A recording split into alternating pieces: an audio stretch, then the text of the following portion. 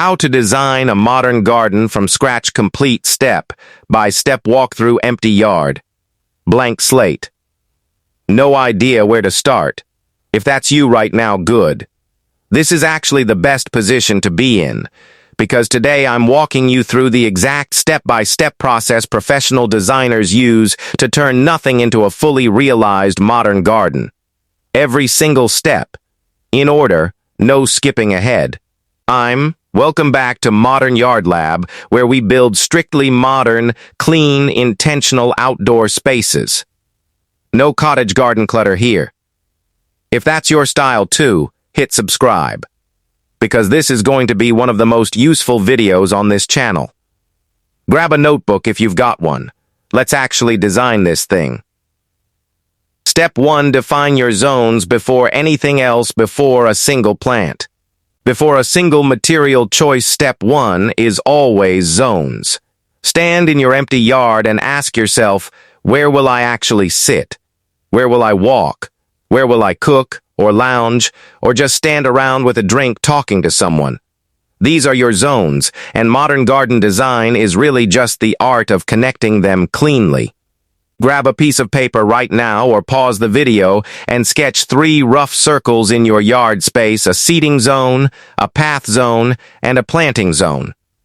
Doesn't need to be pretty. Just needs to exist. Comment below and tell me, how many zones do you think your yard actually needs?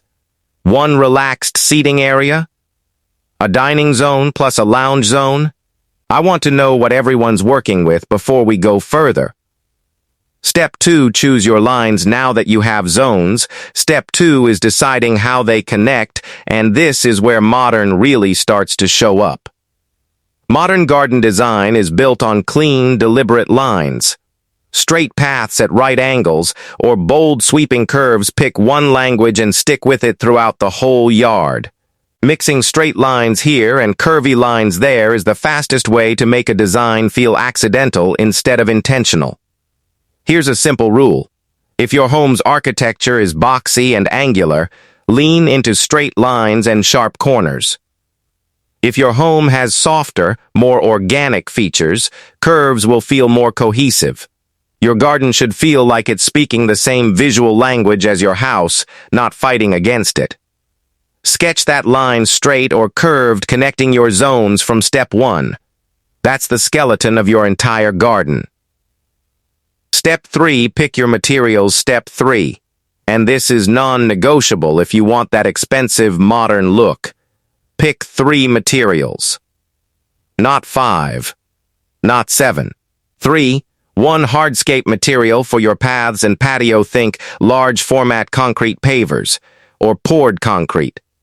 1 accent material, maybe a warm timber deck or steel edging, and 1 plant palette that repeats throughout, which we'll get to in step 4. The mistake almost everyone makes here is trying to include every material they like. Brick here, gravel there, a stone wall over there, mismatched planters everywhere. It ends up looking like a showroom instead of a designed space. Modern design is disciplined.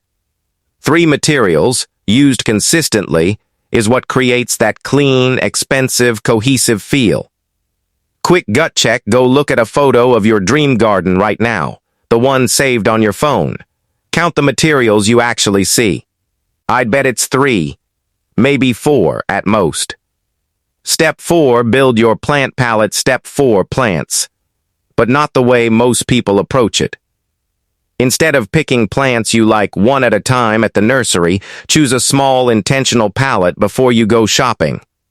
1 structural anchor plant like an ornamental tree or large architectural shrub. 1 repeated mid-height plant like ornamental grasses. And 1 low ground cover or accent plant that ties everything together at the base. That's it. 3 plant types, repeated throughout your zones, connected by your line and framed by your 3 materials. This is exactly how professional modern gardens get that calm, cohesive, designed feeling instead of looking like a random plant collection. Here's your homework, and I actually want you to do this before you buy anything. Write down your 3 plant roles: anchor, repeater, ground cover, and only then start researching specific species that fit your climate and light conditions. Step 5. Layer in light and detail. Final design step. Lighting and finishing details. Modern gardens come alive at night through layered lighting, not one bright floodlight, but multiple soft sources. Low-path lighting along your line from step 2. Uplighting on your anchor plant to create drama. Maybe a warm pendant or string light over your seating zone. This layering is what makes a modern garden feel like a designed space around the clock, not just during daylight hours. Add your finishing details. Last, a sculptural planter, a single bold accent color in your outdoor furniture. Clean edging separating every material transition. These small details are what take a good garden design and make it feel genuinely custom. All right, real talk moment. Which step do you think is going to be hardest for you? Defining zones, choosing your line, narrowing to 3 materials, building your plant palette, or the lighting layer? Comment your answer below. I'm reading every single one and I'll help troubleshoot in the replies. Closing, and that's it. 5 steps. From a completely empty yard to a fully designed modern garden. Zones, lines, materials, plants, and light. Follow that order, and you skip the trial and error most people go through. If this walkthrough gave you a clear starting point, hit subscribe, because Modern Yard Lab is strictly about this modern, intentional, no-clutter outdoor design every single week. And seriously, drop that comment. Tell me which step you're tackling first. I want to actually follow along with some of you. This has been Modern Yard Lab. Go sketch your zones today. I'll see you in the next one.